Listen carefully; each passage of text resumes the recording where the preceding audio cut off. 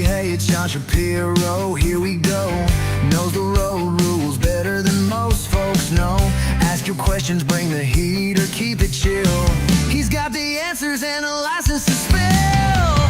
Ask a traffic cop, Sean's your guy. Breaking it down, no lie, no tie. Knows the stuff and things to keep you clear. Ask away, he's the voice you wanna hear.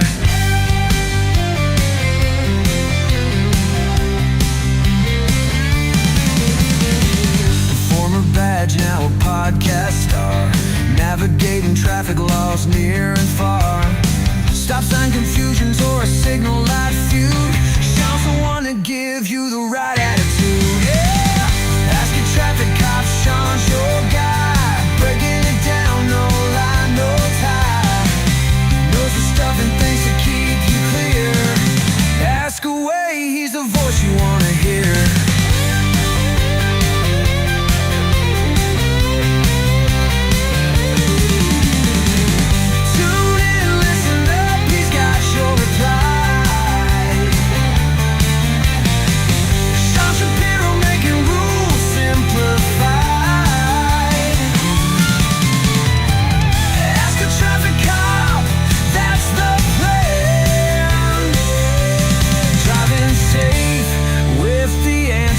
From this man.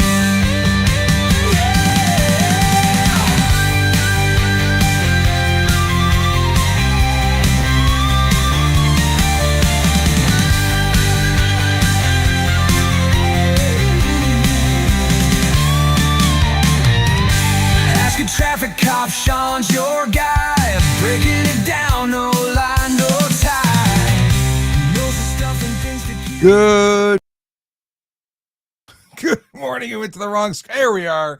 I got to close. Why did? Oh, yeah, because it goes to the next one in line, and that's not the one I wanted because I created a new one. Hey, everybody. My name is John Shapiro. I'm a former police officer, your favorite former police officer, who answers your traffic and police questions for at least an hour twice a week. And that's what's been happening all summer. So welcome back to Ask a Traffic Cop. If you've got questions, I usually have answers. If I don't, I look it up for you. If I can't get it during the show, I will look it up and we can get back to you because there's options you can get through by watching here, asking in the comments, asking in videos that I post. And of course, you can go to askatrafficcop.ca and leave me voicemail messages. You can do that right on the screen. There's a button that says, like, leave a voicemail. I'll show you how to do that in a bit. Today's a special day because we're joining Jerry Agar on News Talk 1010. That's at 10:35 this morning. And if you want to ask questions, you can call in. Oh, if I press this button, you'll have the screen with the telephone numbers. It's real cool. Yeah. Did that not work? No, it didn't work. Why is this button not liking me? Oh, yeah, it did work. It just is a delay. So 416-872-1010. You can call or text that number, or 1-877-518-5151. That is the toll-free number if you're not local. So call, talk to Control, then maybe you get on the show. What do I want to do? I want to hit this button, see if this works. Does that work? How about this button? Did I press this button? There we go. Diamond and Diamond Lawyers. Diamond and Diamond Lawyers are the sponsors of this show. They make this all possible because they believe in making roads safer. They really do invest in safety. It's not just about the money. It's about helping people because they're people too. Just like cops. Cops are people who want to help people, and so are Diamond and Diamond Lawyers. Pretty awesome. I'm currently broadcasting on multiple platforms. We're on TikTok, we're on YouTube, we're on LinkedIn, we're on Instagram, and we are on, what's the other one? TikTok, LinkedIn, hang on a second. YouTube, X. Yeah, we're everywhere. We're everywhere we need to be. Is there somewhere we're not that you think we should be? Let me know in the comments. And yeah, I got questions already coming in. I see Expert Seller who has a question about firearms in a car. We'll come back to you in a second. And and Engine Room wants to know about automatic license plate readers. Yeah, that's a thing. We'll absolutely get to that in a second. The board repair guy says, good morning. Good morning to you. Love the videos you're posting, by the way. Lots of folks coming in by YouTube. We've got Brandon. Good morning, Brandon. He says, good morning, Sean and all from Rayos, New York. Rayos? I'm not familiar with Rayos. Where's Rayos? I'm a special guest chef today. Ooh. This is where I got my start. It's great to be back. Hope you all have an amazing day. Well, good luck to you as your guest chefness day in Rayos. How do I not know Rayos? I love New York. And I was in New York State yesterday, but not Rayos. Now I got to Google it afterwards. I was in Buffalo, and I went to an IHOP this couple days ago, and I posted a video about it because there's stuff you need to know about IHOP. If you don't like carbs in your food, or if you have allergies, 'cause I didn't even think about the allergy angle. I'm a guy who wants to be healthier, is not eating carbs as a result because they don't make me feel very good. So I've cut them out of my diet. And well, I found out when I was at IHOP that they actually add a splash of pancake batter, very carby, to their omelets. Not a problem if you ask for a fried egg, is a problem if you ask for omelets. And that's what I tend to order there. And now I know to ask for no pancake batter because I was getting stuff I didn't want. Akila Dracona says, he says, greetings and salutations. So I'm like him. That's his thing. Greetings and salutations. Good morning to you. He says he looks like he has some fun stuff Thursday or Friday to sign with the lawyer. Fun stuff. Does that mean you're getting possession of your new home? That's exciting stuff. Julie says, good morning, Sean. Good morning, Julie. Wayne comes in with morning, Sean. And Akela wants me to say hi to Jerry for me. He's currently on the air. I will try to squeeze that in. I'll send him a text in the event that we don't get to say it on the air, because things start moving when we get on the air. And I love going on the air because it is always nice to chat with Jerry. If you don't listen to Jerry, you really should. He's one of the greatest on that channel. There's a couple good ones, but he's one of the greatest. Paul coming in with a hello all. Good morning, Sean, and good morning to you, Paul. Glad to see you here. Is it as Schroeder coming in? I don't want to mispronounce your first name. So it's either Asya Schroeder, but I could be butchering that. So good morning to you. And Radix joined. And let's go back to the first question of, do you have to let police know if you have a gun in the car? So there is no obligation. Like well, it depends on where you are. I should specify. If you're in a state that has carry laws, many of those states require you to disclose to a police officer when pulled over that you are in fact a law-abiding firearms carrier, holder, possessor. In Canada, I'm not aware of any law that requires you to do it. Now, we have the ability to search if you're licensed. We can't x-ray vision into your car. Is it a good practice? I've got mixed emotions. Some people, police included, get nervous when you mention firearms.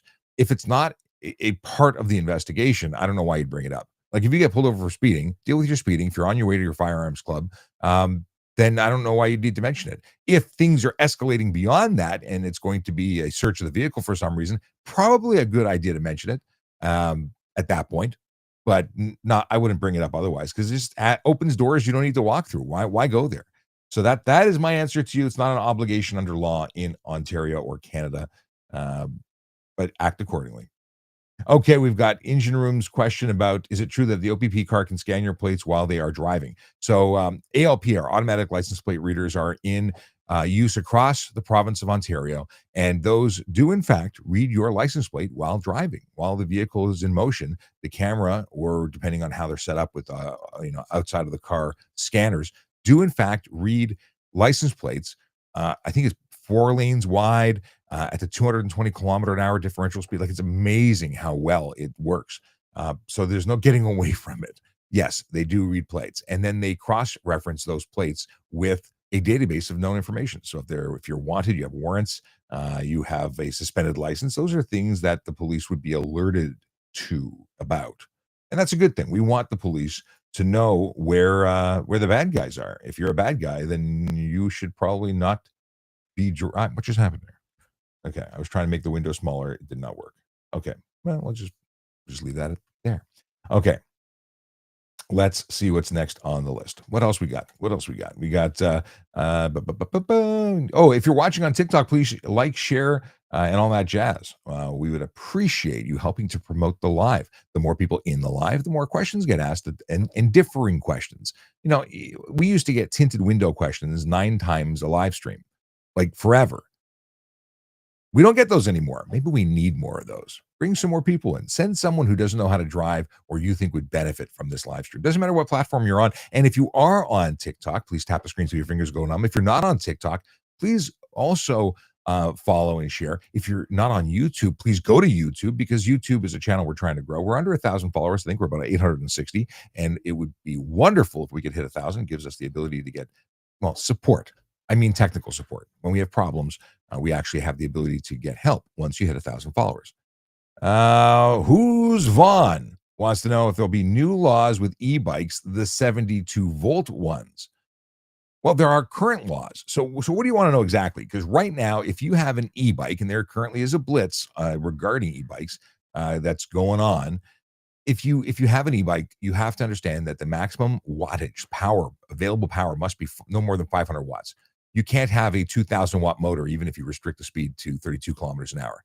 That is not an e-bike. That is not legal. So that's the first thing. If you're capable of going more than 32 kilometers an hour unassisted on a flat surface, that's illegal. Even if you don't twist your wrist to go faster, the fact that it's capable makes that not an e-bike.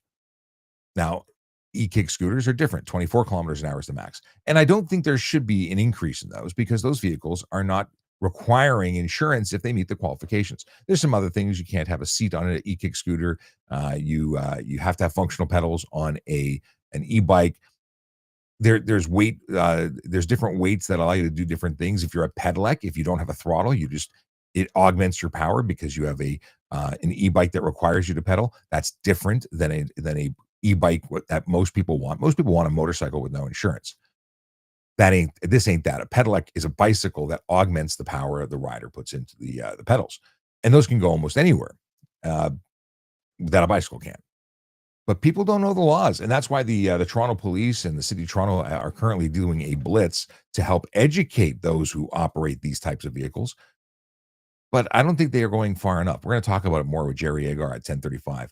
I think there's more to be done there. I think there's a greater education opportunity. I also think that they need to be much more heavy-handed when it comes to laying the law down because there's violators everywhere. I am constantly seeing e-bikes. I say e-bikes. They're not actually e-bikes. They're motorcycles that are electric-powered, without insurance, without licenses, without helmets, and they're all over the roads, which means that they're not getting caught, or if they are getting caught, they don't care.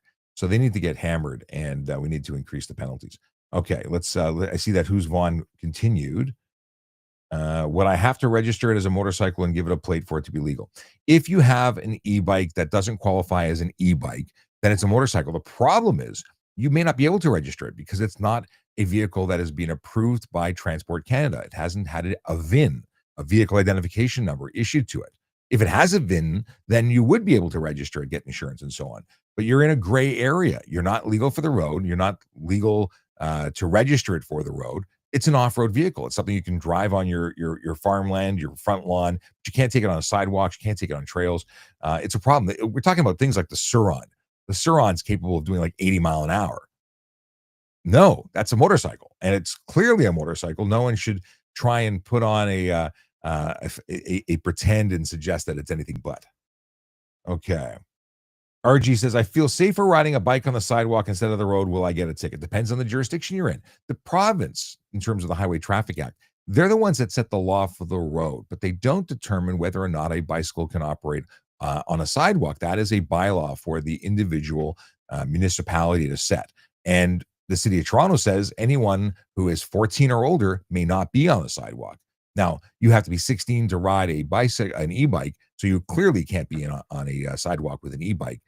But as an adult or someone under the HTA or bylaws that is deemed to be not allowed to be on a sidewalk, I get it. It doesn't feel safe always to be on the road.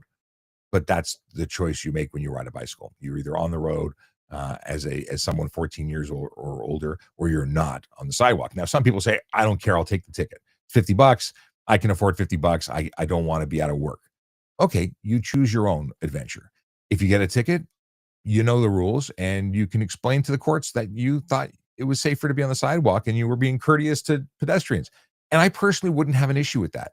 I've never given anyone a ticket for riding on the sidewalk as a cyclist. I've never issued it in all my years doing lots of enforcement. Now I've enforced things like helmets and what else, lights and bells and things like that. But I've never really had anybody on the sidewalk who was causing an issue. And if there's no pedestrians around, why would I give you a hard time? I wouldn't. And I don't think anybody else should either. David Odette, what's going on, brother? Good to see you. Officers trying to stop them, and they are taking off in traffic. That's for e-bikes. This is officers who are trying to do some enforcement. And I missed your good morning. So good morning, brother. Okay, what do we got here? We got, we are charging scooter riders when they get hit by cars, but it's too late. Very good point. For a long time, the best way to catch a violator who's riding an e-scooter or a totally illegal electric unicycle in the city of Toronto is wait until they crash. Now, here's a fun thing, and I'm going to get into this for a sec because what people don't seem to understand is if you get hurt on an illegal vehicle, do you think insurance is going to pay you big money? Like if you cause a collision or you're involved in a collision with a motorist and your vehicle's not even roadworthy, it's not lawful to be on the road. Do you think they're going to be really concerned about paying you the big bucks that everyone wants to get when they get hurt? I would say no. I would say that you're problematic. Your claim might be denied. And you're going to be suing the driver who hit you. But if you weren't supposed to be there, I think your payout's going to be severely reduced. And I don't think people get it. Dave goes on to say, if you don't feel safe and now ride on the sidewalk, where do the pedestrians now go? Because you're on the sidewalk. Do pedestrians now go on the road? That's the whole point of the sidewalk.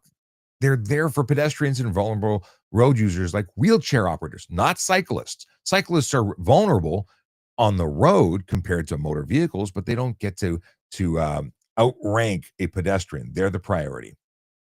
And Dave lays the sidewalk charge and the helmet charge. And helmet charge, absolutely, I agree with. And it's not that I don't agree with the sidewalk charge. If I had ever seen a cyclist getting, pedestrians jumping out of the way, causing an issue, but I just hadn't. That has never been my thing because I haven't seen it happen in front of me. I've been the victim of it. I've been walking with my kids and a cyclist like ringing the bell, like get out of my way, and to which I say, no, that's not my problem. They are the problem. However, when I was working, it wasn't the way it played out. Let's see what's going on here. Okay. Okay. Yeah. Who's Vaughn says I'm referring to a Saron-like vehicle. Yeah. And totally not legal. RG appreciates the answer. You're very welcome. Johnny Lawrence. What is your personal take on the castle law? Castle law is this term that means different things in different places. So I believe in your ability to defend yourself. I believe that homeowners and people, good people, should be able to defend themselves against bad people. So I'd love to see something here. I think that if you have the ability, if you can be licensed to carry in Canada, I think that should happen. I don't believe that we should wait necessarily for the cavalry to come because sometimes they're 2 hours away. Sometimes there's no one to come. So I believe in the ability to defend oneself. Tracy's phone keeps crashing, and Tracy's one of our moderators, and we totally get it. We appreciate you working to keep our environment on TikTok safe. But yeah, Johnny, I totally I lived in the States. I got my concealed weapons when I was in the States because if you're going to break into my house, that's what's going to happen. I believe in that. Okay, let's see here. Max says, if I let someone turn left before I turn right, is that against the law or unnecessary delay? No, it's courteous driving. If you are if there's confusion as to who can safely go and you let the other vehicle in, it's not a very specific. There's no charge for being nice to another driver. Now it depends if it's ridiculous. Like you shouldn't stop in the middle of traffic on a through road and potentially cause a collision doing it. It depends on the situation. And I'm being very wide angle on my answer, but it depends. It depends. That's what it is. It depends. Oh, before you turn left. You meant before you turn left. If I let someone turn left before I turn right. No, he's saying if I let someone now I'm confused because he corrected his question to say before I turn left.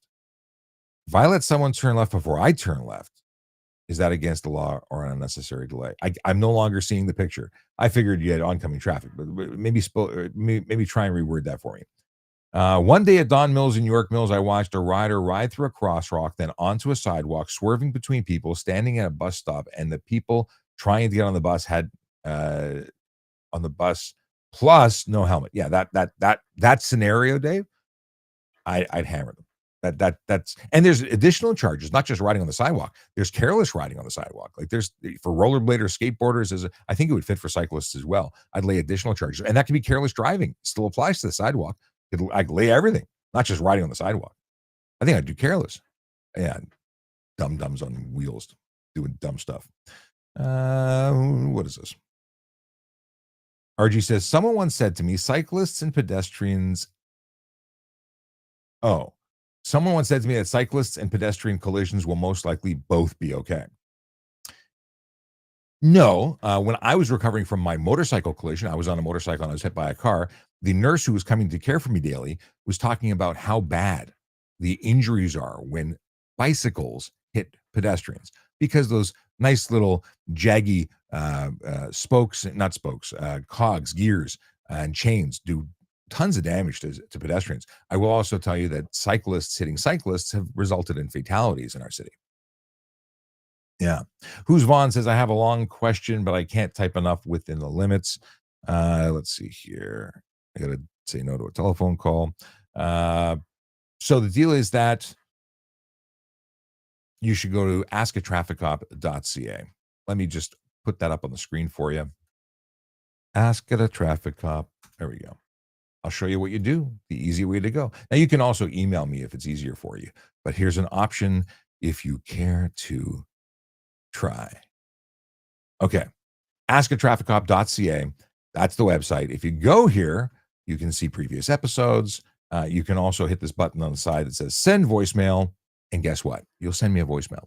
I can respond by voicemail, and I can then use that clip for another show.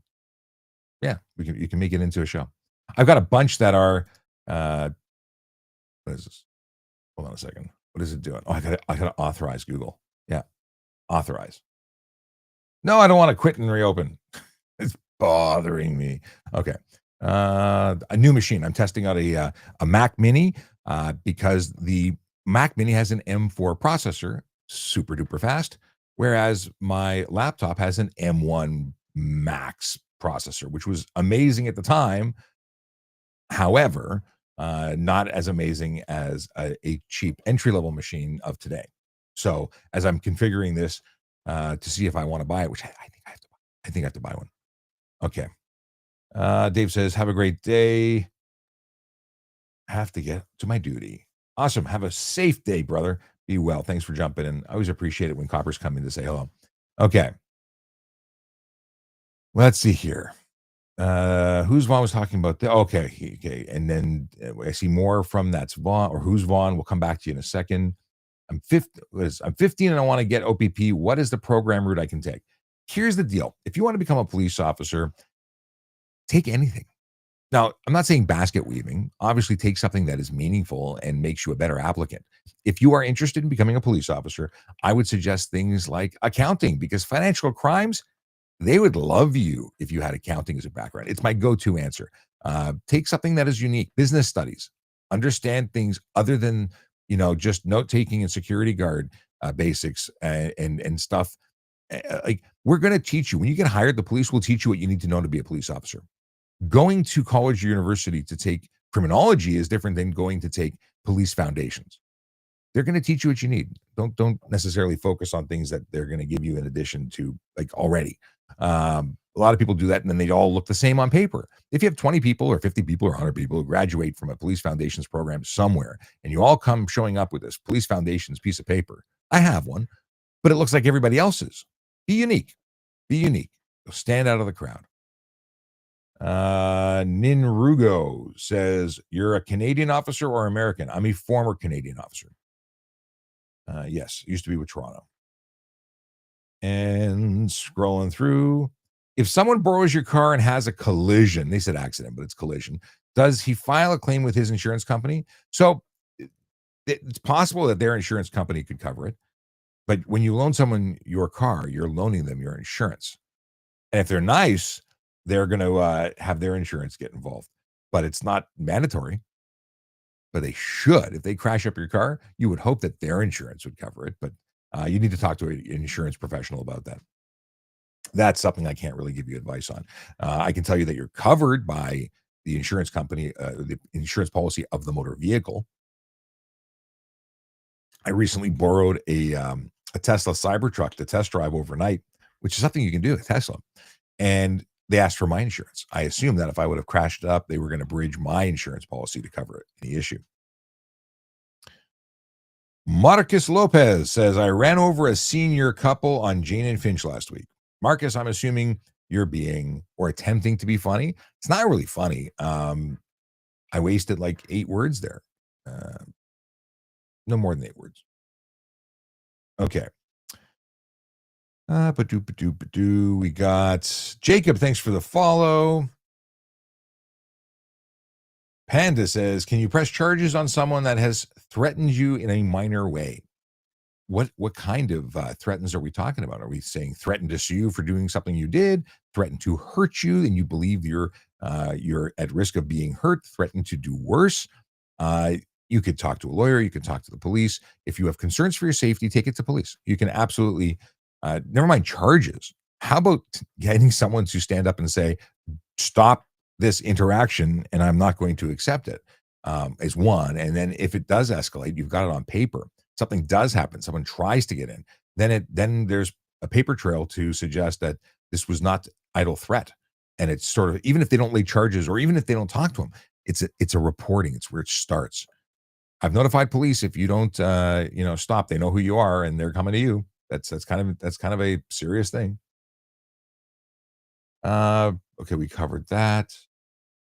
Hang on a second. Since we were talking about the Toronto police, I want to just give an opportunity to promote them. What is this? Okay.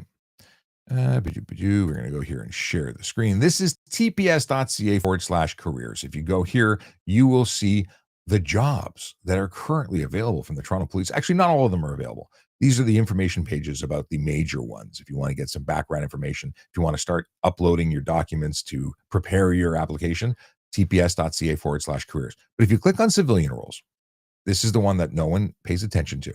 This is where you see cool stuff. Firearms specialist, forensic identification services. Like, that's awesome. I would love that job if I was interested in driving to work every day.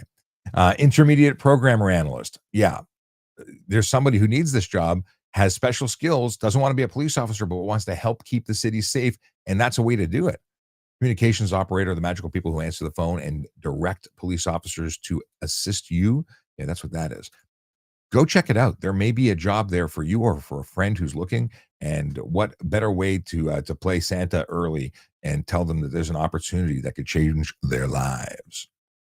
My name is Sean Shapiro. I'm a former police officer who talks about traffic safety, traffic law, and police stuff. And if you'd like to know more about anything, traffic safety, traffic law, or police, ask the question in the comments. Now at 10:35, we'll be joined by Jerry Agar. It's 10:27, which means not far from now, we'll be joined on air. Well, we'll be joining Jerry on air on the News Talk 1010 show, and then he'll be joining us right here on TikTok, YouTube, Instagram, X. Where else? I don't know. We're all over the place. In any case, user 5 says, y'all still believe this guy is a real cop? No, you dummy. It says former cop. Don't you read? I love when people troll and make claims. But yeah, if you go to the traffic services TikTok, since you're on TikTok, that's me in uniform for years doing this. I've been doing this for years. So no longer a police officer says so on screen. No one's claiming otherwise. All right. Let's see what's going on here. Excellent. By the way, a shout out to the magical people. Does this button work? No. Yes, it did work. Shout out to the magical people at Diamond and Diamond Lawyers. They support the show. They want to keep roads safe, and education is the best way to do that.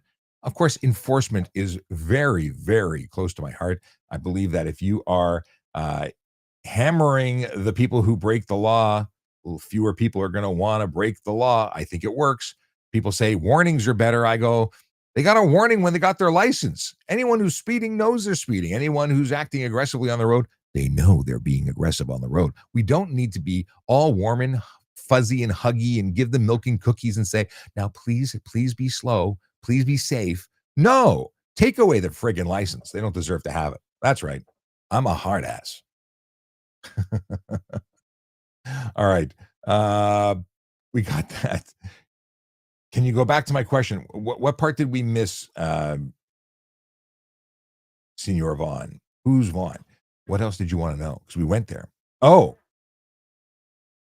Okay. Do the ticket people not understand I have to cause there's no one on the road?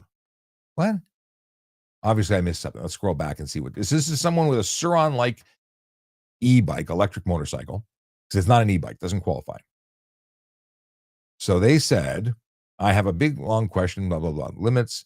Do the ticket people not understand I have to because there's nowhere on the road? How can I fight that ticket? I can't park on the road because that's another ticket.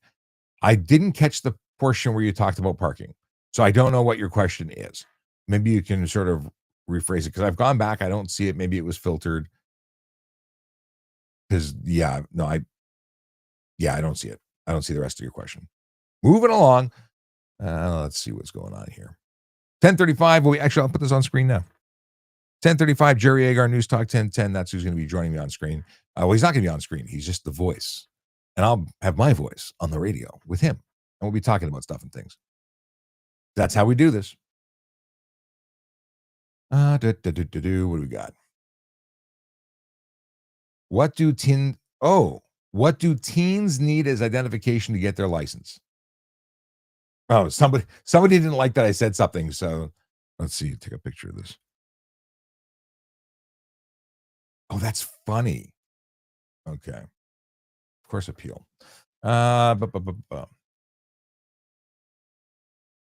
Apparently, we triggered some AI suggesting this wasn't original content. Like me talking to you was somehow rebroadcast from some channel somewhere. Sometimes I don't like AI. Okay. Where was the other question that we were going to do? Oh, what do teens need for identification to get their license? Birth certificate, SIN number might be enough. I'm not sure. Go to the drivetest.ca. It'll actually specify. Maybe a health card. You know what? Because I like you, let's go have a look. Drivetest.ca. What do we need? Download test results. Oh, we got Jerry Agar jumping in. Stand by. News Talk. How you doing? Good. How are you? I'm excellent. Audio sounding good to you? Yep, nice and clear. Sound good too. Excellent. We'll be up in about 2 minutes, 10 seconds here. Sounds good. If you can keep no music, we'll be sending. Yeah. Music from your end, not to play on our end, and just Yes. give me 3 seconds as a heads up. We'll be good to go. Okay, we'll do. Thank you so much. We are now connected. Control is here. Phone numbers on the screen. If you want to call into Jerry Agar's show, be on the air, text or call 416-872-1010. You can also call toll free 1-877-518-5151. And we're doing it. We'll be on the air, and you can ask your questions, and we'll talk about stuff and things. I will come back to the ID question shortly. Let's see here. I want to pull something up just before Jerry gets on the air.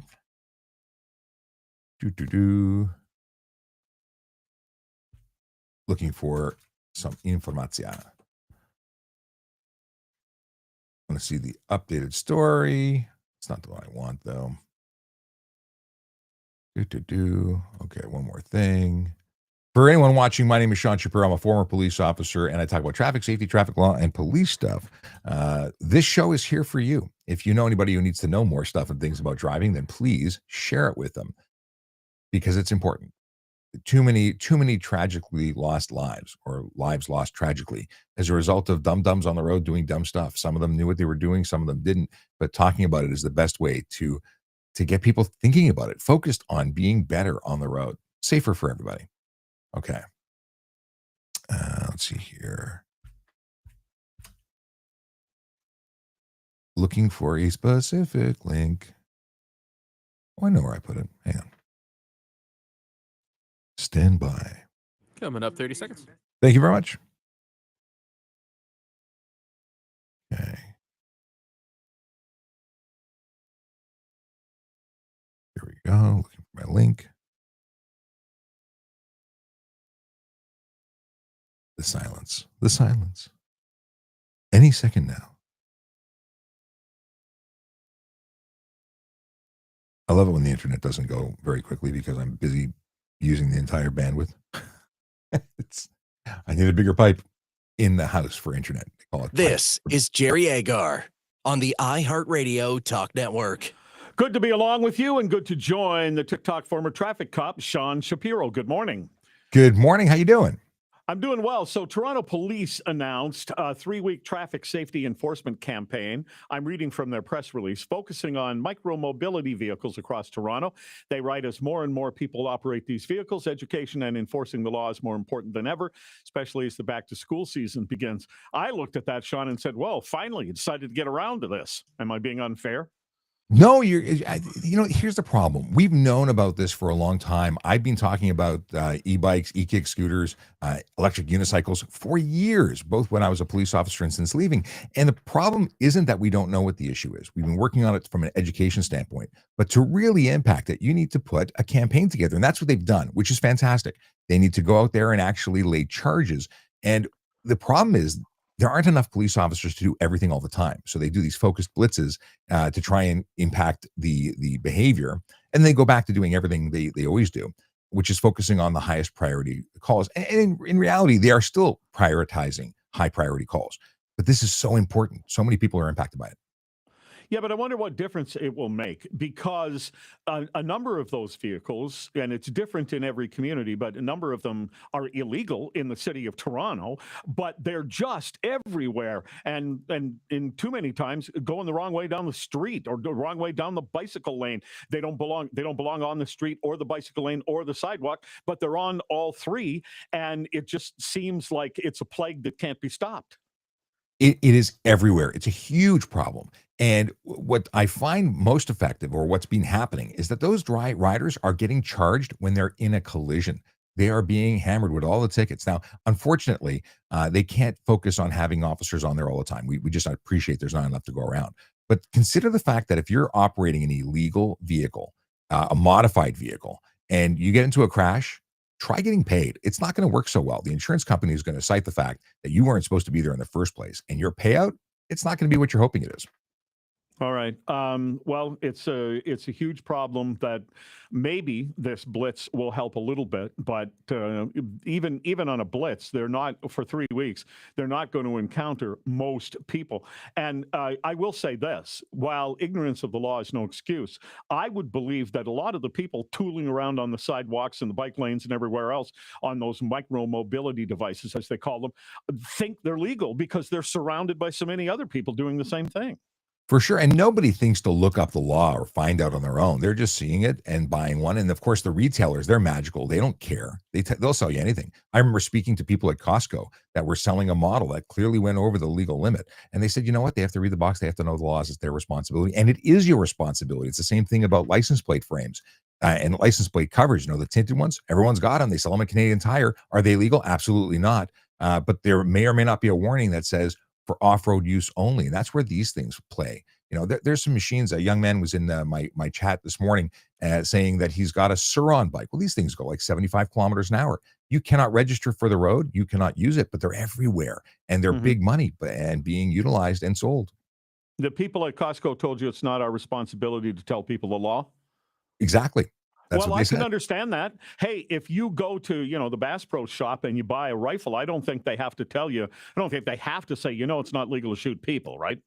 Well, there is that, but they also have a requirement to sell licensed owners that equipment. Yes, you can't sell true. firearms to someone who doesn't have it. So that one gets hopefully most of the issue dealt with, and it's not those people we have to worry about with firearms anyway. It's the unlicensed people. All right, here's a illegal firearms. Here's a question for you. Somebody wrote in by text. Many highways don't have full shoulders. If you get flagged to pull over, where do you stop? You pull over as quickly and safely as possible. The police officer who is pulling you over has taken that into consideration. They're going to block the lane with their vehicle and their emergency lights and make it as safe as possible. But this is not the time to keep going and driving, looking for the most opportune parking that you think is safe. Because when you fail to stop as directed, you've initiated a pursuit, even if it's a really slow one. You look like O.J. Simpson. Just tooling along in a white Bronco. Here's another question. Can a construction flag person instruct me to break the law, such as go through a red light as part of traffic movement? Absolutely not. They don't have the authority to direct traffic beyond that of stop or slow. They have very specific guidelines, and it's in relation to their position. If they need someone to direct a car through a red light, they should be hiring a paid duty officer because that officer has authority. So if a police officer waves you through, you go through. Absolutely. It's a totally different situation. Uh-huh. I saw a situation where a fire truck couldn't get through an intersection because pedestrians ambled across in front of it with no concern whatsoever. Is it legal? This is a question from me. Is it legal for the fire truck to drive over top of those people? I would say no. The priority is the safety of all, and creating new collisions and injuries on the way to help somebody else is not a good thing. So no, they wouldn't be able to just drive over everybody. But apparently in Florida, you can drive over protesters now. So that's a new thing. No, they didn't actually drive over them, I don't think, but you can sort of nudge them out of the way. Driving slowly with that big old horn and siren system, if you're still walking into them, or you walk into the side of it because you're not paying attention while the driving of a fire truck is slowly meandering through you deserve what you get. But is it legal to drive over a pedestrian? No. Well, I knew that, but I was just just so frustrating. That's all. Here's Kevin from Vaughan. What's your question, Kevin? So I was down on Jarvis near TMU over the weekend, taking our son to residence, and there was a post which had a no stopping sign. So no stopping, arrows in both directions. And right below it, so on the exact same post, there was a no stopping sign, arrow in both directions, specifying rush hour times Monday to Friday. Which of those? So you had no stopping and no standing? Well, they both had like no stopping signs, right? Like they were the stop sign was in the instead of the P at the stop sign. So one of them was just basically no stopping at any time, and a sign directly below, maybe like 6 centimeters lower, was saying no stopping during rush hour, Monday to Friday. Interesting choice of signs. I mean, very, very often you get no stopping, no standing, no parking at different times because they mean different things. But two no stopping signs doesn't make sense. Yeah, and I asked, there was one of the parking people there, the parking enforcement, so I asked them, am I allowed to park here or not, because they're saying different things. He pointed to a guy who was in his car waiting and said, well, he can be there because he's waiting. But I said, but that's not a no parking sign, it's a no stopping sign. And then there was a cop there who was directing traffic, like for people moving to residence. So I asked him. He says that he's never seen that before, so he wouldn't really know what to do. So he probably wouldn't give a ticket, but I was just curious, what do you do when you have contradictory signs? Well, if it's not during the no stopping time for rush hour, then the other sign would take priority, and then you have to follow the rules for that sign. If you're saying they're the identical sign, just one has a condition of time, it's redundant, but no stopping is no stopping. Okay, but here's where I'm with Kevin. Sometimes you look at all the signs and you don't know, what am I supposed to do here? There's a plethora of signs on the post, and you don't know which one applies here. I think that's a city fail, to be honest with you. 100%, it's a fail. Not every sign planner makes good decisions, but at the end of the day, if the conditional time is not met, look at the other signs. If you really can't decide, I would err on the side of caution and not park there. All right, here's a guy with a 2018 Ford F-150. It's rated to tow 11,000 pounds. He has a 29-foot house trailer that weighs 6,000 pounds. So he's wondering, since he's sufficiently under the weight limit, can he hook the house trailer to the Ford F-150 and then behind that hook on his boat, which weighs about 1,500 pounds, and trailer that whole thing down the road? So tandem towing has been a question we've tackled a number of times. In a commercial situation or in a motorhome situation, it's been considered legal. I don't agree with it. It's not a safe practice. However, if you have the giant motorhome, apparently you can do it. But in a F-150, for personal purposes, you cannot. At least that's my interpretation of the law, and where we've come up with when discussing it in the past. There's always changing laws, but this is just not a good idea. I've even seen a trailer towing a pickup truck, and that pickup truck had the boat attached to it. Not legal. Yeah, and the family coming along on a micro-mobility device. I bet. Yeah, so we'll just end with this, because somebody responding to my thing about the fire truck not being able to get through the intersection because of pedestrians. This person writes, the fire truck should have a guy on top using the water cannon to clear the path. Certain organizations have tried that. Internationally, I've seen some video of water cannons. They're very effective for clearing people. Apparently, there's some complaints that come out of it. People complain when they get hit by a water cannon? You'd be amazed at what people complain about. Well, it was hot out. We're just trying to help. It's a public Sean, service. Yeah, Sean Shapiro, the TikTok former traffic cop. Best place to find you is? Askatrafficcop.ca. You can even send me voicemail there. All right. Good to have you. Thanks very much. Always a pleasure. Take care. Yeah. Coming up, Okay, we're off the air with Jerry Agar. Back to regular business. Let's go see what's going on here. Questions that have been coming in. Now, I was talking. Oh, that's what we were doing. We were looking at. Stand by as I open up the Drive Test homepage. Share. All right. Where can we find the information? Book a road test. Is there an FAQ? License overview. Acceptable ID documents. Okay, so apply for Ontario driver's license at a drive test center. You will be required to show proof of your legal name. Date of birth must state the day, month, year of birth. Legal names is defined as one of them. But what does it say? The actual ID. Proof of identity requirements. Okay. Depending on the level of detail, the following sections. Okay, is there a? Oh, here we go. Options for providing proof of identity with only one document.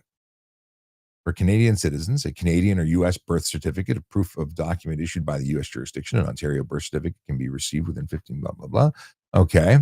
Certified copy of statement of live birth, certified copy of delayed statement of birth, passport, Canadian citizenship, or citizenship certificate, secure certificate of Indian status card, Ontario photo card, and then you've got for permanent or temporary residence, you've got passport, Canadian permanent resident card, record of landing, confirmation of permanent residence, report pursuant to the Immigration and Refugee Protection Act, student authorization, study permit, employee authorization, work permit, visitor record, temporary resident permit. There's a lot of options here.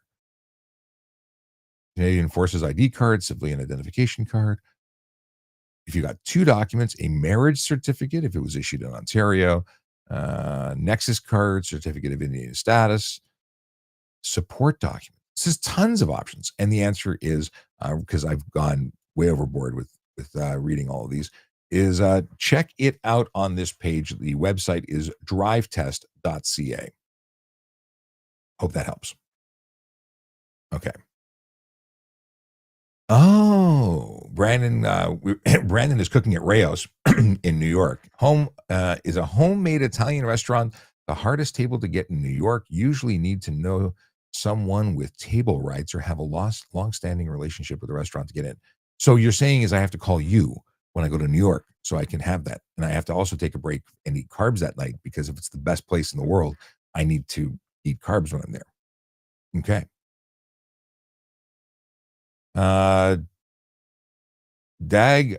Dag Maui says, what do you think about e-bikes when they're never allowed on public roads of GTA, but no one enforces that law?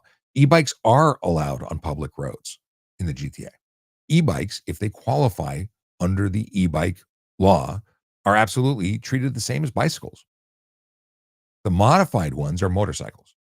So we're talking about different stuff, I think. Let's see here. Oh, Akela can only stay till 11. Okay, let me go on to the next. What is the next? Julie says, I have a situation that the bell has rang behind us to tell get out of the way on the sidewalk when there's nowhere to go. Who is in the right or wrong in the situation? If the bell is being operated by a cyclist, e-kick scooter rider, and you're on a pedestrian sidewalk, they're in the wrong. You don't need to get away. They need to get off the bloody sidewalk. Now, as a cyclist, as a kid, when I was a cyclist kid, because I guess what, I used to ride a bike a lot. I still ride a bike occasionally. The cyclist can go drive around the pedestrians safely. And you know what you can really do if there's a question? Slow down, get off, walk past the pedestrians. But the pedestrians have priority. Yeah. Let's see here. Looks like some Friday opened up. Let me see here. Don DeMello wants to know about qualified immunity lawsuit. I'll put you on screen for this. Qualified immunity is a phenomenon or a thing in the United States. Qualified immunity is not something that is a Canadian term. yeah, I don't really have anything to comment about because we don't have something called qualified immunity. Maybe there's an equivalent, but I don't know enough about it to discuss it. Police are held accountable for doing the wrong thing when they do the wrong thing. That's what I can tell you. Okay. Does TPS reject cops who don't like chicken wings? I don't know. I don't remember it being a test, but I did apply whilst holding a chicken wing, so I guess they just knew. Liz, how you doing? As a kid and from my family's balcony, I saw a cyclist run into the back of an elderly woman who was walking in the apartment complex. She fell forward, hit the ground, and didn't move. People ran to help her. Oh, that sounds terrible. Wow. Yeah, you know what? It's tragic when anybody gets hurt. It's truly tragic when the elderly or the young are struck by people who just don't care. Evandro, my Brazilian fan, is watching again. PC Evandro. Evandro started his relationship with Ask a Traffic Cop as a civilian. He was a member of the community who just was interested in learning about driving stuff, a cabinet maker by trade. And he became interested in becoming a police officer, joined the auxiliary police, and is now a police officer. And I'm very proud to say, not only is he my friend, but he is someone who was inspired by the show. So thank you. And congratulations again, brother. Amazing. He says, thank you for educating so many drivers. Thank you for being there on the most important day of my life. I went to his graduation. It was a spectacular day. Evandro is now with the Peel Regional Police Service, and it is such an honor to have been part of that. Okay. And Julie, you're very welcome. She says, thanks for answering my question. Let me get back into the TikTok chat. Let me see what's going on the Instagram as well. Just scrolling back to see if I missed anything. I see Evandro was there too. Jay Furious wants to know, says, I need your advice. If you rear end someone, is it always the person's fault in the back? So it's usually there's always an exception, but 99% of the time, if you strike someone, you're going to be at fault. Now there's things that are outliers, weird situations that might come into play, but I need to know more to give you real advice or opinion, because if you fail to avoid collision because you just drove into the back, I don't know how anyone else could be at fault. Like if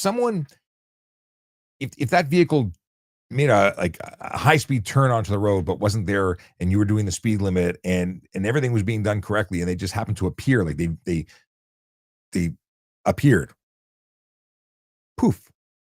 I'm looking for not vaporized. It's materialized. It would be different. But if they're driving and you just weren't paying attention and you hit them, that's a problem. So tell me more. Renana says, hi, is it the law to move into the middle lane when someone is on the shoulder, or is it courtesy? Hi, is it law to move into the middle lane when someone is on the shoulder? Do you mean for slow down, move over for tow trucks, emergency service vehicles? Like when you move over to avoid hitting those people, that's a law. If you're talking about just someone changing their tire, it's courtesy. It's a good idea. I do it. I slow down, and you have to slow down with slow down, move over. That's why I call it the slow down, move over law. But you slow down, you move over, and you go past them safely. And safely is pretty much, yeah. Boondocks Beard Co. says, are you on 1010 this morning? I just finished on 1010. We went on for about 10 minutes. It was 10:35 to 10:45. But yes, I was. Jennifer Patricia Sheila. It's a very long name. Okay. Let's see here. Scrolling back, because I got a bunch of questions that came in on the talk. Let's see what we missed. Scrolling back. All right. Are there tree car fragrances illegal to hang from the rearview mirror? Like, are you asking if specific fragrances like pine tree is illegal versus, I don't know, coconut? No. Having one there, and regardless of the scent, wouldn't be illegal. Having a bushel of them, usually in place because people are too lazy to remove the first one, or they're trying to mask the smell of marijuana or other illegal substances, those are obstructing the view of the driver. So if you had a bushel of pine trees hanging from your rearview mirror, or fuzzy dice, those may land you into trouble because they're obstructing your view, not because they stink. I can't be in a car with those. They're vile. They're absolutely disgusting. in my opinion. Ugh. Okay. And how many people know that you're supposed to like ratchet down the plastic cover and not just tear the whole thing off?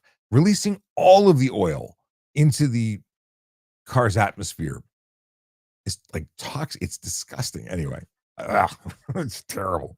Absolutely horrible. Moving on. We got, is there a self-defense law in Canada? That's Ninrugo.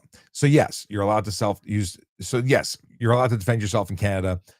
It's not as interesting as the United States have.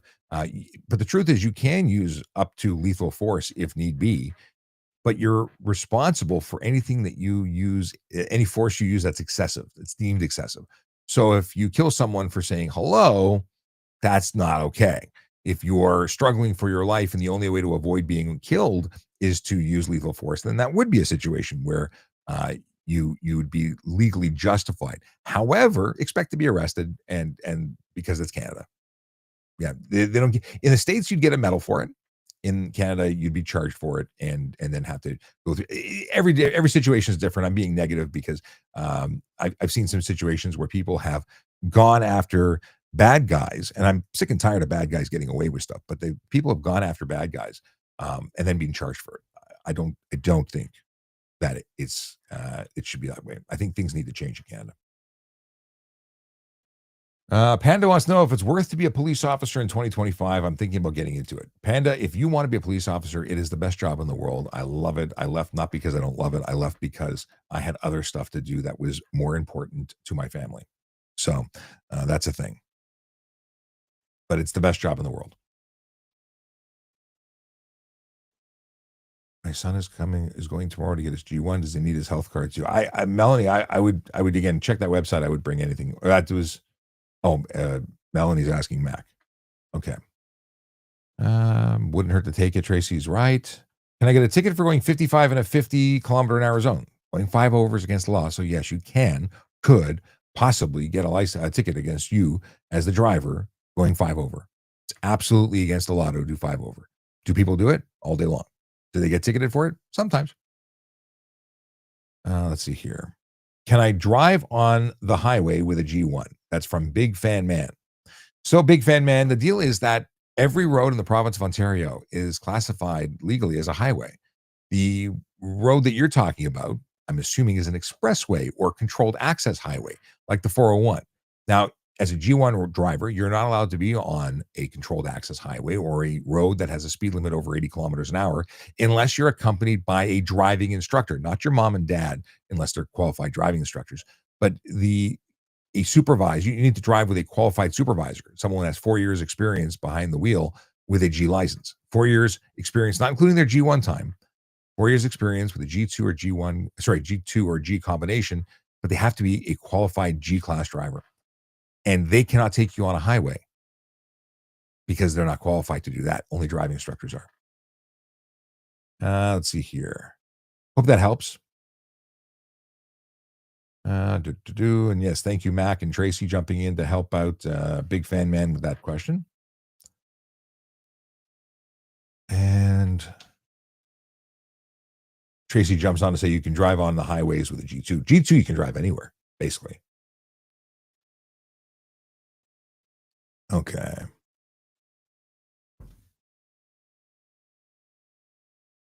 Taha says, hey, Sean, there's a car with damage on it parked in my mall parking lot for 10 days. Should I report it?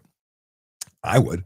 Suspicious vehicles could be dumped, could be stolen, could be so many different things. If you have a suspicious vehicle that's being abandoned on your property or the place that you work, putting a call into police is not a bad idea. Now, if you're at a mall and you work with the mall, notify their security, let them do the heavy lifting, but certainly worthy of reporting, in my opinion.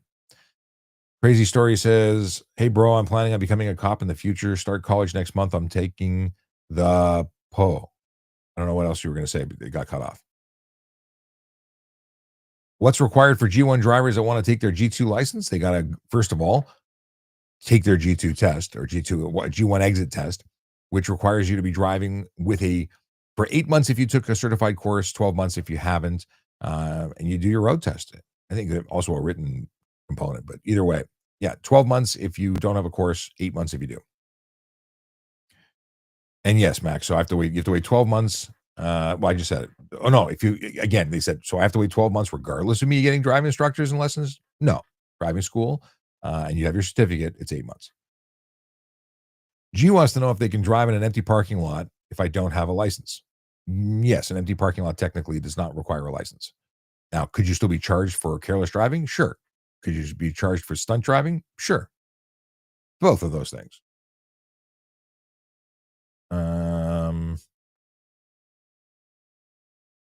Jacob says, I was going to be a cop until my recruitment officer meeting wasn't for me. Don't understand your question. The way you phrased your question doesn't make a lot of sense. Did they tell you that policing is not for you based on meeting you? That could happen. What is this? Storm Games and Vlogs says, morning, Sean. Long time no see. What is this? Are you legally required to stop and check stop? I went through one, but a lot of people were skipping it. I went in just to see what it was like, and I was just breathalyzed. Where are you? Where are you located?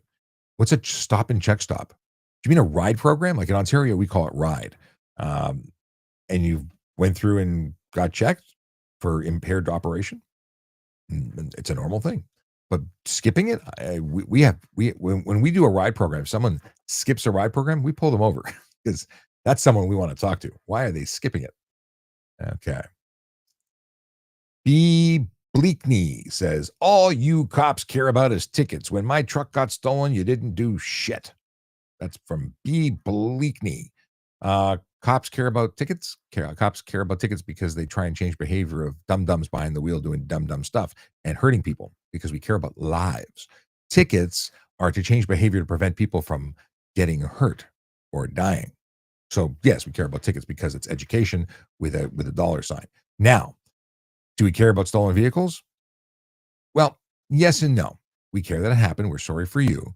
But the chance of us catching the bad guy, slim to none. That vehicle's in a container and it's cooling off somewhere, and finding it is probably not happening. But you know what you have? Insurance. You pay for it for a reason. And that's where you're going to go. You're going to take your insurance report or police report, take it to the insurance and start the process. Frankly, I don't want a car back. I've had a car stolen. Like, I had a car that I was trying to sell, gave it to a dealership. They asked me, hey, do I want to rent it out to a movie shoot or something? While I was in their possession, they trashed it. I didn't want it back. And it was stolen from them, like before it even got to the movie shoot. I didn't want the car back.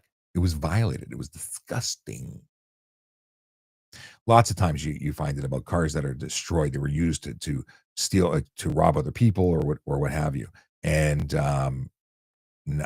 yeah, I don't want anything. Sometimes they're burned out. Like, no. So was it a priority for cops to find your vehicle? No, they're not going to. The priority is always on public safety, always about helping people, but not stuff as much. I mean, obviously, when there's a robbery, we're looking for stuff. We're comparing what happens, what's stolen from one place, or if there's recovered artifacts, we're trying to, get them back to the rightful owner. But are they going to create a task force to find your truck? No. B. Bleakney's truck doesn't supersede anybody else's problems. It doesn't. It's the reality. 2EasyB58 says, if you go to Quebec with Ontario plate, but you don't have a front plate, can you get a ticket in Quebec? They don't have a law that says you need a front plate. However, you do need a front plate in Ontario. Now, I don't think that they could lay a charge because I don't think they have a law for requiring two plates. Like Ontario, we have a law that says you must display two plates. There's an exemption for people who only have one plate because they're from a place that only requires one plate, but it doesn't work in reverse. Big Red says e-bike, but has no question to go with e-bike, which leaves me wondering what you're asking. Okay. Yeah. Okay. Now, the Real Walker Texas Ranger says, hey, Sean, I've got a question. Is it illegal for two motorcycles to ride next to each other in the same lane? I thought it was, but see it all the time. Oh, you thought it was illegal? Police do it. I used to ride with my partner side by side. Staggered formation is what's taught. It's suggested. It's safe, especially because not everybody knows how to ride. I don't think it's illegal.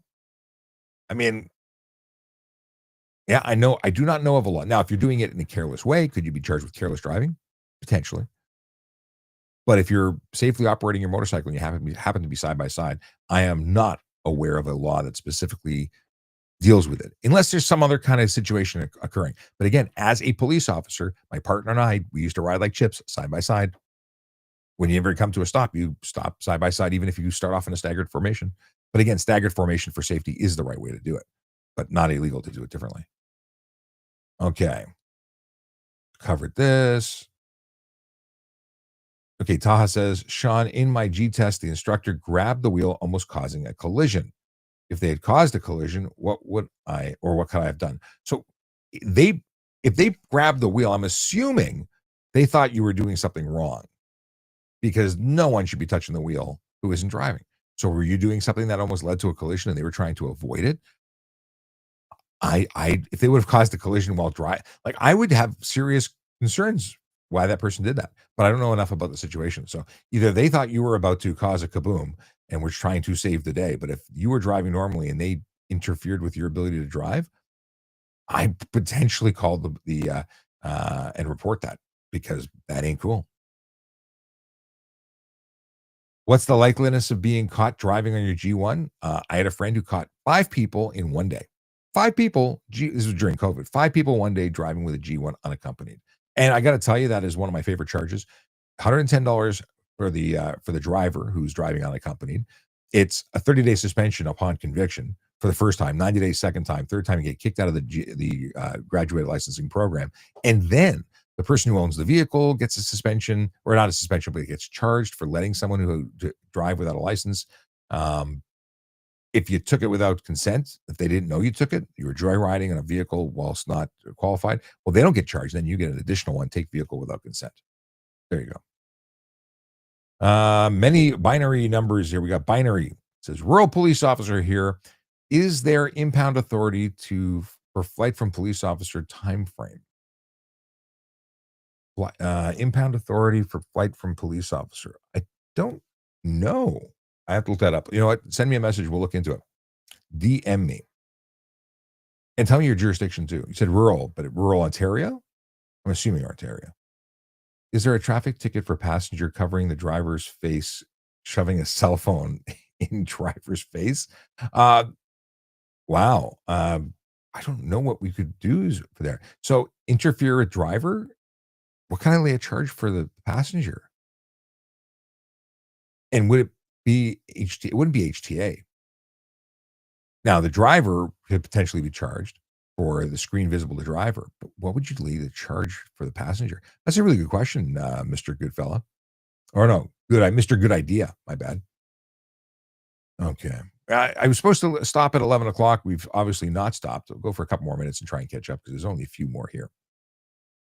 But now you got me questioning about what charges could be laid to a passenger who obviously needs some charges, but maybe mischief, criminal mischief, maybe. That's obviously dangerous. So Ants asked a question. Is there a law regarding a teen driver driving their parents' car without insurance as long as their parents is insured? Vehicles are insured, not people. That said, if you live with your parents, as Tracy mentioned in the comments, if you live with your parents, then the insurance companies want you to be listed at very least as an occasional driver. If you don't live with them, then you can occasionally borrow a car without requiring that in most situations. But it's a question of your specific insurance company or their specific insurance company and whether or not they're okay with it. They may have a policy saying no one under the age of 25 can drive this car and be covered under the insurance. And that's really a question of whether or not you're going to get denied in the event of a collision, which would suck, because then they don't want to fix your car. Or you. They don't want to fix you either. Okay. Green pea machine. Okay. I just got pulled over like 2 hours ago. They didn't mention taking off demerit points when giving me a ticket. So am I losing CMIT points? I was doing 39 over in an 80 and got a $300 ticket. 39 over? You're getting points if you get convicted for that. Would you like to know exactly how many you're getting? I'm going to say 4. Is it 4? Let's see.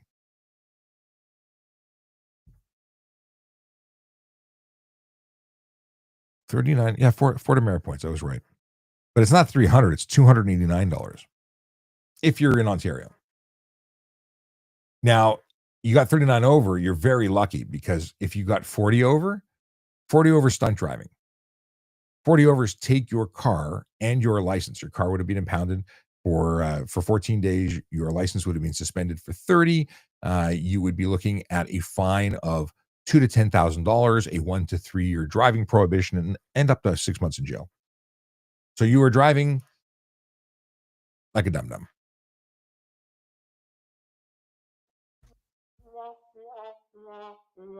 That's not good. That's way too fast.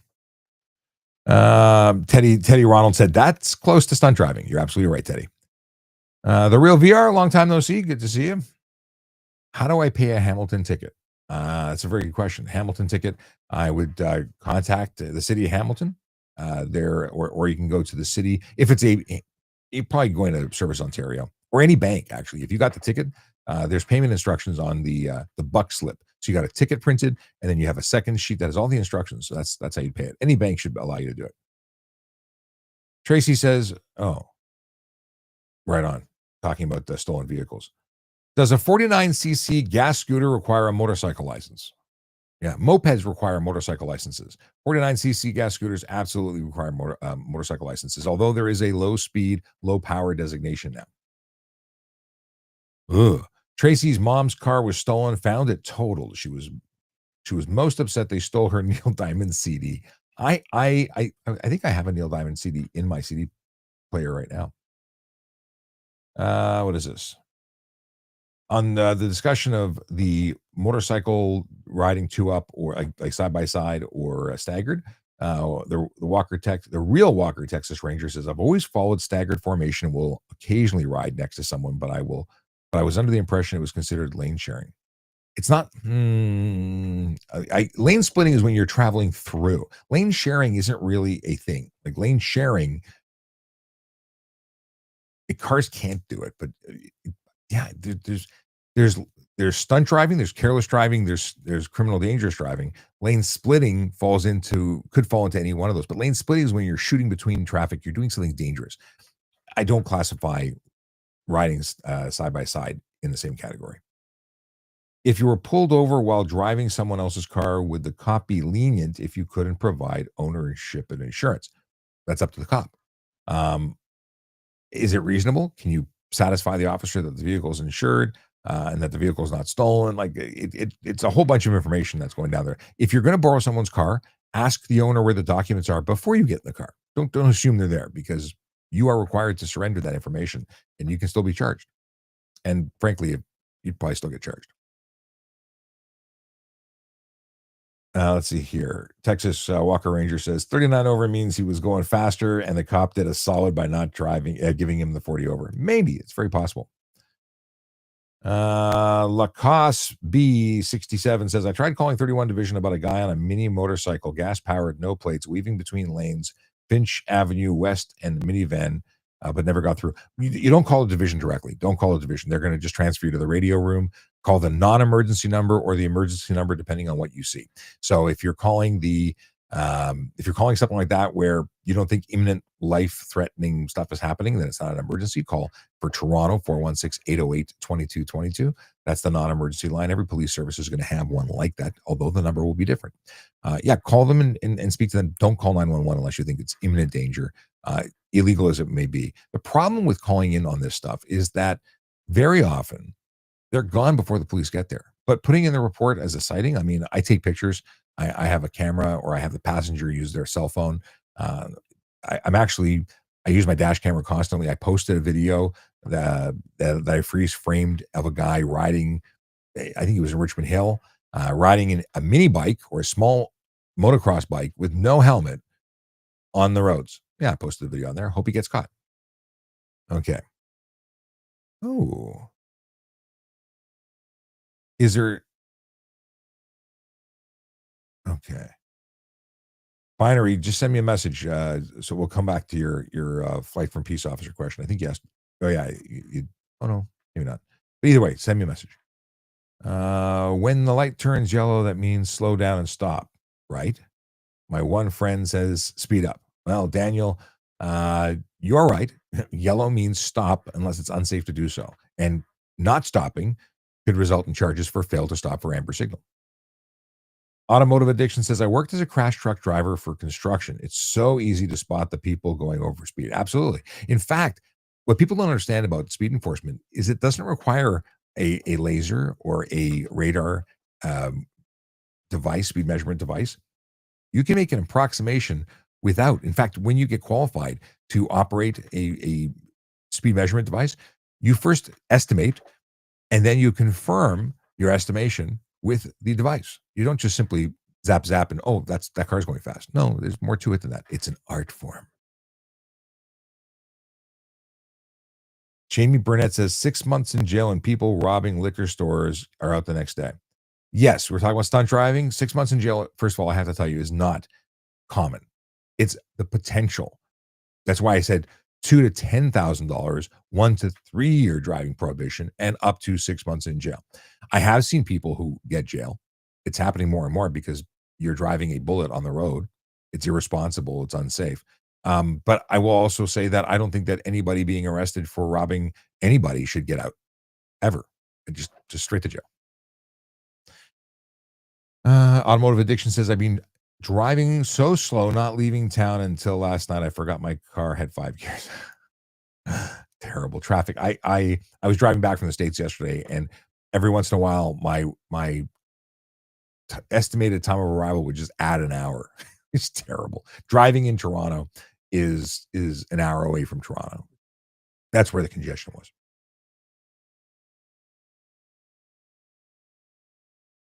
Lugnut says, I have 3 options: traffic, aviation, and marine. Where did Lugnut start off here?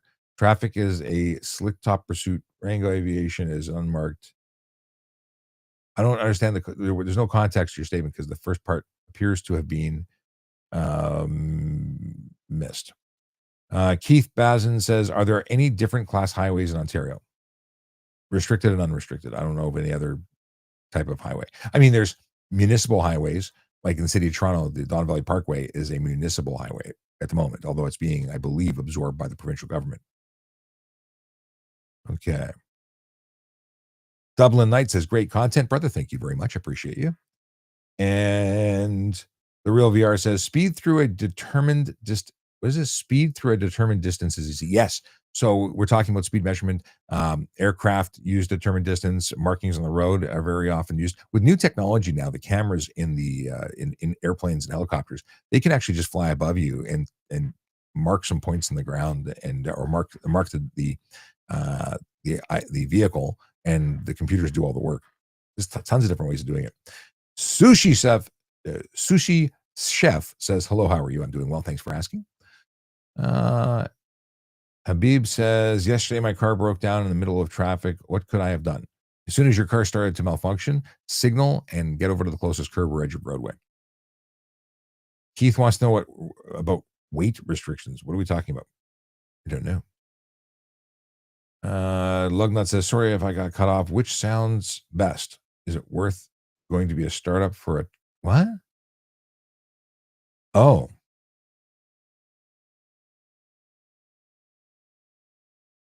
The next traffic guy, would you choose traffic over the other two? Oh, so if you have the option as a new copper to go traffic division, aviation, or marine, they're so different. Like if you want to fly, I don't want to be cooped up in a tiny little airplane, but a helicopter sounds cool, although crashing would suck. Marine, I don't really want to go swimming or sinking or diving. I don't want to get wet. I don't have to. I shower, and I occasionally swim, but I don't want to have to do it every day. And I certainly don't want to go trudging the bottom of a lake for a body. That doesn't sound interesting. I think traffic's the best one because there's motorcycles. Okay. Nasty WRX says, love the videos, brother. Thanks very much. Oh, Keith is asking about highway classifications for weight restrictions. Yeah, I couldn't give you any information about that. Not sure. I mean, there's always going to be roads that determine what's permitted. Like usually it's surface roads, not major highways that say no trucks, but it's based on weight. Lugnuts 88 says, I'm 1 year off probation, have those 3 options. Our traffic doesn't use motorcycles. No motorcycles. Here's the thing. again, we'll talk about freedom. Boats go where boats go, and you can work on your tan. And if it depends. Does your Marine unit have a dive team? Would you be diving, or is it something that you're just going to do patrol and do impaired investigations on the water and get to wave at all the people enjoying their boats? That could be the right thing. I'm traffic at heart, so I'm going to be biased and tell you traffic. Now, I got a buddy of mine who's a traffic guy that is also a pilot, and he would all day long say aviation. In fact, he put in trying to get aviation because now they have helicopters. But sad that they don't have motorcycles. Maybe you need to petition your send me a DM. I'd love to know where you work. Jamie Burnett says, my son got his G1. He can't drive on any 400 series highways, right? But as soon as he gets his G2, he can. Correct. 400 series highways can only be driven on or any road other than some access roads. Generally, you can't be on any road that has a speed limit over 80 kilometers an hour until you get your G2, or you're accompanied as a G1 with a qualified, not driver, but driving instructor. So if you're taking young drivers of education, for instance, he could go on the highway with them. How can I train him to drive on 400 series highways if not allowed? Get him professional driving instruction. And Keith says, where can I get that information in? Because he's a truck driver. So you want to know, usually it's signage based on where you can go or can't go. As you enter a highway, especially a conditional access or restricted access highway, there would be a sign as you enter that it should be on there. But I don't have a better answer for you than that. Like, generally speaking, as you enter a highway, it would say, but if it's not saying you can't, I would assume there's no restrictions. That's my assumption. How heavy a vehicle are you on? Like, I see dump trucks everywhere. And I got to tell you, first off, I am not a commercial motor vehicle inspector. That's not my bag. I don't know enough about them. Carl Freeman says, good morning, Sean. And good morning to you, Carl. Going back to the heavy trucks and stuff, I've done stops based on gross defect. Like, you see there's a problem because everybody and their mother knows it's a problem. That I'd be involved with, but not the intricacies of CVOR. Heather Vare says, if you get pulled over and don't have a license or insurance, is it true you have 24 hours to prove? Nope. If you are driving and you cannot surrender the license, ownership, and insurance upon demand of a police officer, you can be charged right then and there for that offense because you committed that offense at that moment. 24 hours was a courtesy before computers, or before the high-speed internet was in every police car and we could look up and find the information. They made you go through the motions and bring it in and say, okay, we'll take back the ticket. But tickets are now transferred in the car, like they're sent immediately. We used to have 7 days. We could hold back a ticket and give you the courtesy of doing it, but it doesn't happen anymore. Maybe in small towns, but it doesn't happen in Toronto.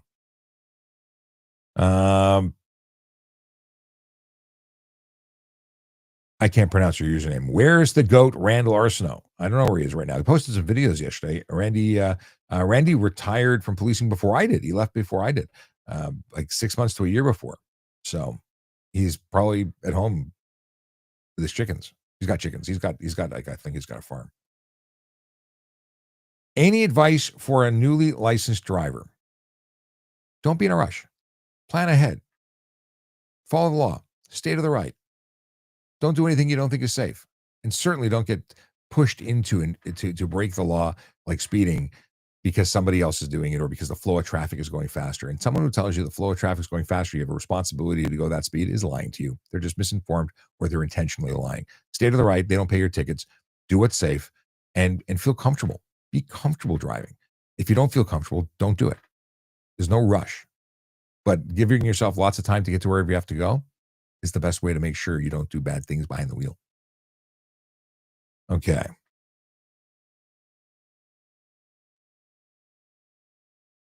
Oh my goodness, Keith, you're towing you're hauling big stuff. Young man charged with DUI was told he cannot operate a lawn tractor by police. Correct. That is a motor vehicle, Ian. A motor vehicle is anything other than muscular power. If you are disqualified, not charged. So charged, there's a license suspension, administrative license suspension. It's different than that of someone who is convicted under the Criminal Code of Canada and has a disqualification from operating a motor vehicle, because that then falls under the categories of what is a motor vehicle under the Criminal Code, which is different than what a criminal code, what the Highway Traffic Act states. Anything other than muscular, which would include an e-bike, cannot operate an e-bike if you are disqualify from operating motor vehicles because an e-bike under the Criminal Code of Canada is a motor vehicle. It doesn't get that fancy legislative superpower of being, a bicycle. So there you go. ASBBRZ. I don't know how to pronounce that. They said, what dash cam do you recommend? I really like Thinkware and Blackwire. Blackview, Black something. But I had one of those and then I switched to Thinkware and I've never turned back. I really like the Thinkwares. I have a U1000. They've now upgraded to a U3000. They're silly expensive. But if you go to askatrafficcop.ca and go to safety equipment, there's a link there. If you buy it through the link, we get a small affiliate commission. I don't think anyone's ever bought anything from there, but if you choose to, we may actually get a commission. And it goes to the Canadian Organization for Better Traffic Safety and Education. It's a not-for-profit organization, and we're trying to find different ways to get us funded to do stuff and things and keep it interesting. But I definitely like Thinkware, regardless of where you buy it. But at the end of the day, if you can't afford that one, because it's expensive, I have a cheap one on the site, but buy anything. Just have a dash cam. Doesn't matter where you buy it. Doesn't matter if you use the link for us or not. Morsis Mihi says, may I ask why I'm not allowed to have tint, but all the cruisers I see do have tint? You're allowed to have tint in certain places, like Ontario, and certain windows have different regulations, but more than what's legal is not legal. And police cruisers don't tint their windows. Maybe where you are, but they don't have windows that are tinted, except for canine units. And they only tint the rear windows for the dogs to protect them from the heat. Christine says, if I forgot my wallet when driving, will an officer accept a digital photo or photocopy of my driver's license? Nope. Only the original license card is what is acceptable. Morse me, he says F70, Thinkware F70 Pro. Don't know that unit, but sounds like it's Thinkware. It's probably good because their software is awesome. What's the longest you've driven in one go? I don't know. Not like one go without brakes. I don't know. I mean, I've driven straight to Florida, but I did that while taking turns with my brother who drove, and then I switched. And then Mateo wants to know if I've ever watched The Rookie. Also, thank you for your advice. I love The Rookie. I relate to The Rookie because I was old when I became a police officer. I was older because I was a court officer first, and I then transferred to police constable. So I totally. It's not accurate as in terms of policing, but it's a lot of fun to watch. Oh, Keith says that Manitoba, Saskatchewan, and Alberta have highway maps. Interesting. Heather wants to know if e-bikes have to be licensed and insured. If they're e-bikes, if they qualify under the law to be e-bikes, then no, they don't have to be licensed or insured, but I think they should be.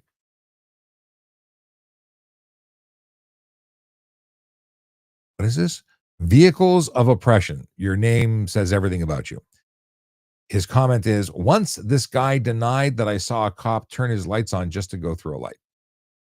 Sounds like something I would say because I did, but not exactly. See, I wouldn't have said I don't believe you that they did that because what they did by turning their lights on to go through an intersection and turning them off again is perfectly legal for police to do. They're allowed to do that. That's the only time under the Highway Traffic Act that a police officer is obligated to turn their lights and sirens on. It's to go through a red light. It's the only time. Yes, they may turn it on to pull someone over, but that's for a specific purpose, not for a legal requirement. If a police officer wants to go through a red signal, they have to turn their equipment on, and then they can turn it off again. Do you know why we turn it off again? Because people do dumb stuff when people in police cars turn the lights on. They do things they think they're being pulled over when they may not be. It's slower for us to get through to a place with the lights and sirens on. It's also more dangerous. We only turn it on when we have to, and getting through a red light is one of those times we have to. So, yeah, it totally sounds like I would have told you that it happened, and I probably would have told you that it didn't happen to go to a Tim Hortons, which is probably what most people say to me. It seems like everybody and their cousin has seen this police officer, the same police officer, allegedly, going through a red light just to go to a Tim Hortons on the other side of the road. Yeah. Drummer Cody W says, I see BMW with Mercedes vehicles with factory front windshield tint. Are they exempt? I think that the key is factory. If it's inside the glass, it's not a coating. You're not allowed to put a coating on it. Melody, the mechanic, and I will have to have that discussion later. Hopefully, now that our baseball season is over, we might be able to get her on the show to have that conversation. But the deal is that you can't apply coatings to it. aftermarket, but if it's been certified and approved for import as is with the windshield inside the tint inside the windshield, I imagine it is legal. I don't agree with it, but I think it is. Josh Vader wants to know if having a cool banner sticker illegal or only if it's too low. Can't have anything on the windshield. Nothing on the windshield. No tint, nothing obstructing the driver's view. What is this? P3 Rigoso. Question. If I get stopped on my e-bike, can I get points on my license? What if I don't have a license? Depends. Is your e-bike a motor vehicle or is your e-bike a qualified e-bike? See, if you are stopped on your e-bike that is within the legal requirements for being classified as an e-bike, doesn't go more than 32 kilometers an hour on a flat surface unassisted, doesn't have more than 500 watts motor, doesn't weigh more than 120 kilos, has functional pedals, that's an e-bike. And then no, you wouldn't get points. It's considered a bicycle. So no bicycle points, no points on a bicycle ticket, no points on an e-bike ticket. If your electric motorcycle, because it's no longer an e-bike, does 70K, does 40K, doesn't have functional pedals, it loses the magic of e-bike classification, then you would get points. It's a motor vehicle. And if you don't have a license, it's one of those things that you won't actively get the points because you don't have a license. They'll register a license number, and if you were to get a license, you would have that history reflected going forward. Things to know. Scott Presney wants to know if police officers can issue parking tickets. The answer is yes. But parking officers cannot issue traffic tickets, although it would be beneficial. Polarized says, how is abandoned vehicle defined under Ontario law, and how long must a vehicle sit before towing? Abandoned on private property or abandoned on the road? And who's issuing the tow? So you can't just drive around and determine that it's been here too long, I'm taking it home with me with my trusty tow truck. If the vehicle is in fact abandoned and determined to be such by police or parking or in combination, they would tow it to an impound, and that eventually the tow company would follow its conditions for notifying registered owner. If they couldn't find the registered owner, eventually it would be auctioned off. If it's on private property, however, the private company, the private property owner has to actually pay to have it towed in most situations. So, but again, same thing applies. It has to go to a tow company, and that's it. Kurt, what's going on, Captain Kurt? Check out the King. Check out King of the North or the camera. Which camera? Kurt, we got to talk. It's been too long. But I got to go to the King tomorrow. So let me know where you're at. I'm going to both locations. Maybe we can connect for a coffee. Okay. There we go. What do we got here? I have a cool. Josh Vader says, oh no, we talked about that. When a cop is driving in the opposite direction with lights on but no siren, must I still stop for them? Yeah. If you see lights, you must pull over. Now, it depends if it's a divided or undivided highway. 401 scenario, 2 one-way stretches of road that are divided by a very clear division. No, you don't pull over for oncoming police. If it's on Yonge Street can be confusing because there's areas that are divided. But if there's areas where it's only divided by a painted line, yes, you have to stop. Can you be charged for backing up on a controlled access highway to reach a missed exit? Yes. The only time you can back up on a controlled access highway is to assist someone in an emergency. Otherwise, it is an offense. Can I get pulled over in a helicopter? The helicopter can find the infraction. A road unit would pull you over. What do we got here? Can you get a ticket for loud music on your car? Yes. Unnecessary noise. And adventures with Ma, but it got cut off, so I don't know what else your name says. Hey, I'm new in here. Welcome. Oh, with Mabel, Adventures with Mabel and Cora. Welcome. Okay.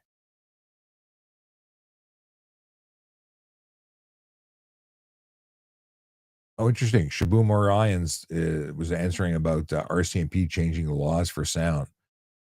But that's RCMP is going to be in other provinces. Oh.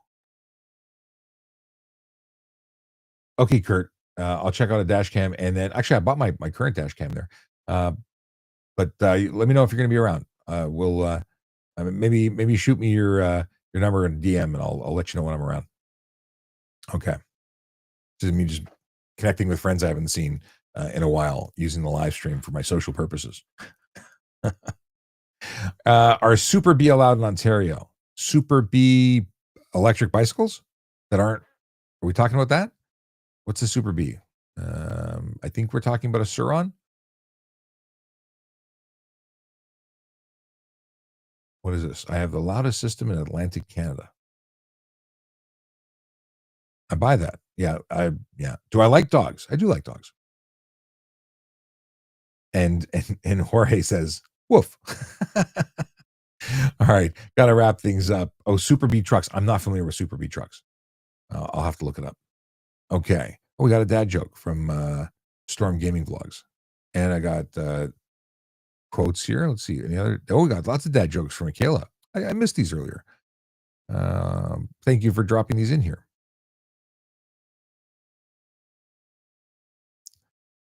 Get more tickets and pay them. Okay, let's see here. Advice for newly licensed driver: use your signal lights. That's some advice being shared. And then we've got Liz says, do circle checks. This is new driver advice from Liz. Circle checks. Check that you have enough gas to get at least to your destination. Topped up windshield wiper fluid would be nice. It's also good advice.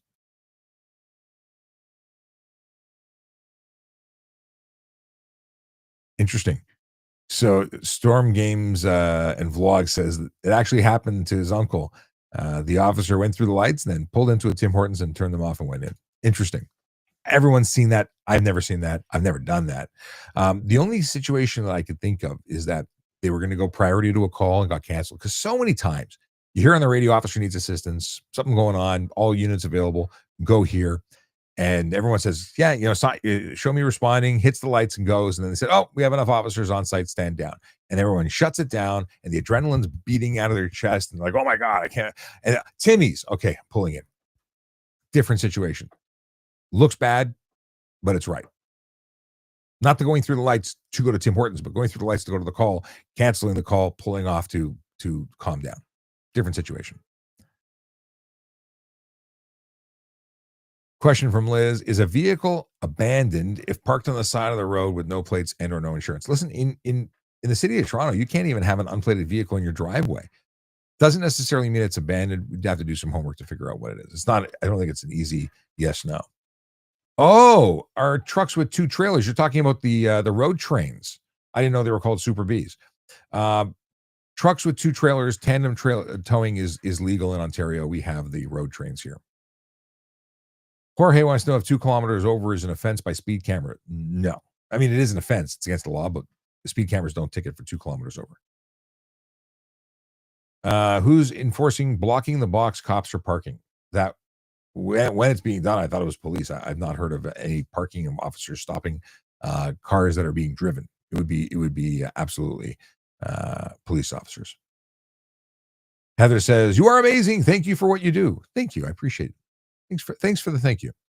Okay, let's do the dad jokes, and then we'll say goodbye until Tuesday night, where I'm back for another After Dark. And of course, I can press this button, see if it works.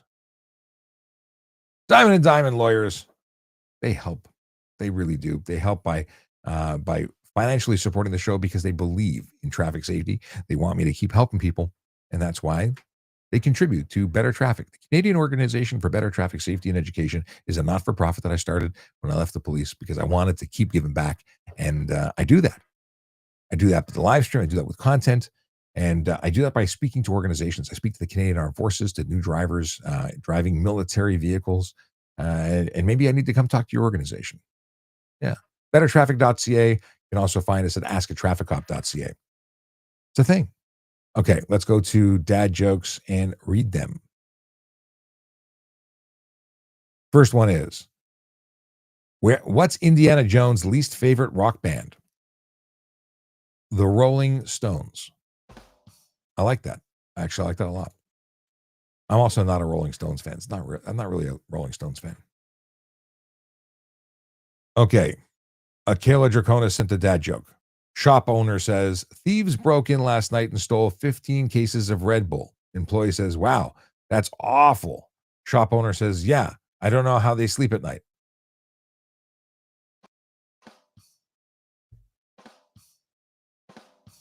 Have to be careful. It's a very sticky button. That was actually really good. Kayla has another one. Why did the obtuse angle go to the beach? Because it was over 90 degrees. Those are good. You've had a string of good dad jokes, Akila. And then Storm Gaming Blogs has a question, not a joke. I thought it was a joke. I don't know why. I got another one. Does parking tickets go on your license record? If so, can your car still get towed if you pay them on time? So you don't get towed for parking necessarily. Well, it depends on the route. It's not based on unpaid. In fact, the unpaid parking tickets don't get you impounded. It doesn't go on your license. It goes on your plate, and it doesn't allow you to renew your license plate. In fact, where we have free renewal, like it just renews, it only renews automatically if you don't have unpaid tickets blocking it from renewing. Okay, quote, my candle burns at both ends. It will not last the night, but my foes and my friends, it gives a lovely light. Edna St. Vincent Millay. I don't even understand if I read that right. My candle burns at both ends. It will not last the night, but my foes and my friends, it gives a lovely light.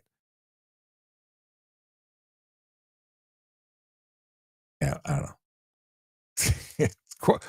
Some quotes are not created equal. I'm sure it means wonderful things, and I'm just not picking up what it's putting down. Liz says, thank you, Sean. Have a great day. You too, Liz. We'll see you next time. To anyone who's watching, it's been a pleasure. Oh, wait. We got here. Ends P21 says, thank you for your help with my son's car collision. Your information was very helpful. I'm very glad that helped.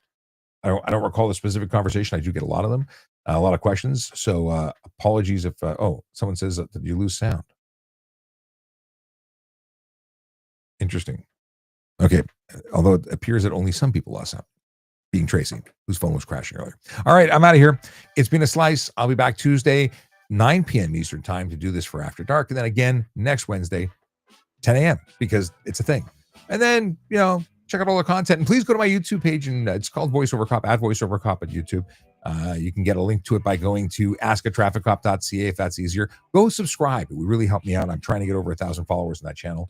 If you want to follow us everywhere, that would be appreciated. If you want to support us financially, by all means, we'll take your money. Please go to askatrafficcop.ca. There's ways to do that. You can also go to Buy Me a Coffee. Links are all over the place. Use them. Thanks a lot. Have a great day.